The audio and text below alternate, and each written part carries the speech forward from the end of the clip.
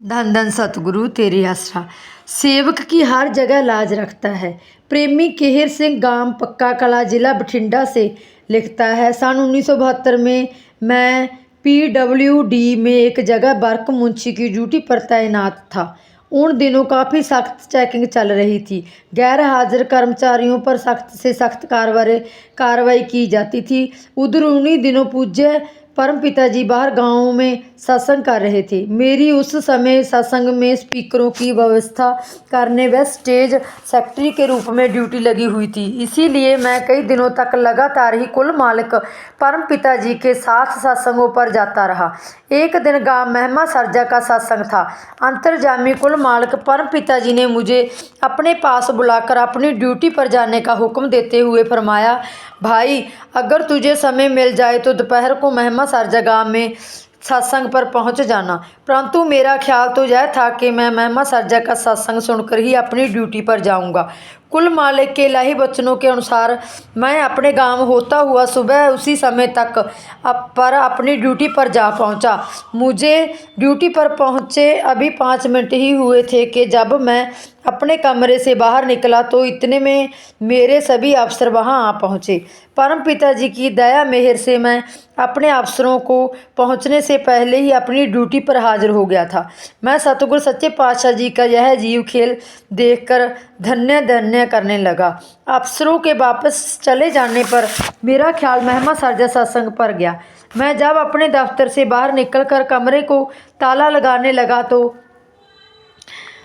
मुझे वहाँ ताला ना मिला। यहाँ मैंने सुबह रखा था। मैंने ताले को इधर उधर सारे कमरे में तलाश किया, परंतु कहीं से भी मुझे ताला नहीं मिला।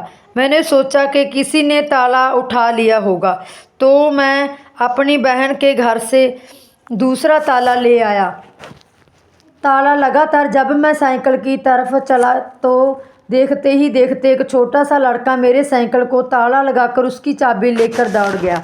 यह देखकर मैं बहुत दुखी हुआ, क्योंकि मुझे तो सत्संग में पहुंचने की बहुत जल्दी थी, परंतु मुझे तो वहां कोई ना कोई अड़चन लग रही थी। मैंने सोचा कि मैं ताला तो किसी साइकिल मिस्त्री से खुलवा लूँगा।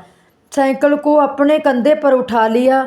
मैं अभी थोड़ी दूर ही गया था कि आगे से महकमे वालों का सीमेंट से भरा हुआ ट्रक आ गया।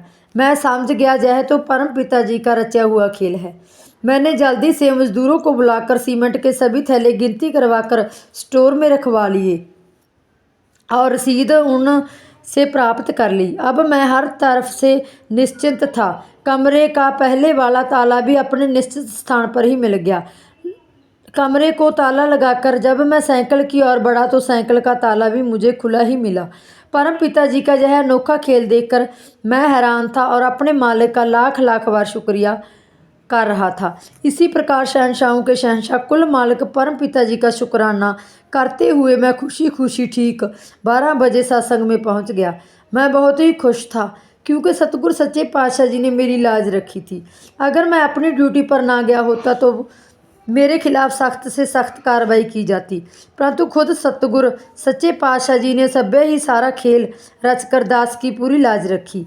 सर्वसमर्थ कुल मालिक परम पिताजी ने सत्संग के दौरान अपने पवित्र मुखारविंद से यह फरमाया, जिस जीव को सत्संग की कद्र होती है वह तो अपनी पूरी ड्यूटी निभाकर भी सत्संग पर पहुंच जाते हैं, परंतु सब कुछ करने वाले तो खुद खुदा मालिक ही हैं। सतगुरु तो घट घट की जानने वाले हैं। वह सदा अपने जीवों की भलाई भी सोचते हैं।